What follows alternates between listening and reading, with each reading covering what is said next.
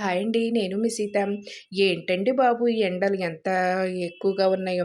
ఈ ఎండలు ఎక్కువగా ఉండటం వల్ల మనం కడుపులోకి చల్లచల్లగా ఏదైనా జ్యూస్ చేసుకుందాం అనిపిస్తా ఉంటదండి. ఇంట్లో అయితే కర్బూజకాయలున్నాయి. ఈ కర్బూజకాయలనైతే నేనైతే జ్యూస్ చేసుకుంటున్నానండి. ఇలా కర్బూజకాయలను కోసుకొని, ఇలా ఇక్కలన్నీ తీసుకొని, ఇలా చిన్న చిన్న ముక్కల కింద అయితే చేసుకున్నానండి. ఇప్పుడు జ్యూస్ జార్ తీసుకొని, జ్యూస్ జార్‌లో అయితే వేసేసుకుందామండి.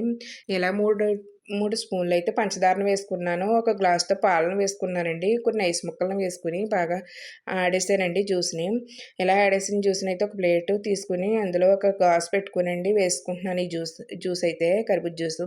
ఇలా ఇందులో అయితే కొన్ని ఐస్ ముక్కలు, అలాగే చియా సీడ్స్ అండి, సబ్జా గింజలు, అలాగే ఒక స్పూను హార్లిక్స్ వేసుకొని ఇలా తాగితే ఉంటదండి. అబ్బా! ఏముంటదండి బాబు! ఈ ఎండలకి చల్లగా ఈ జ్యూస్ తాగుతుంటే చాలా టేస్ట్‌గా అనిపిస్తుంది. అలాగే నా వీడియో నచ్చితే ప్లీజ్ సబ్స్క్రైబ్, లైక్ చేయండి.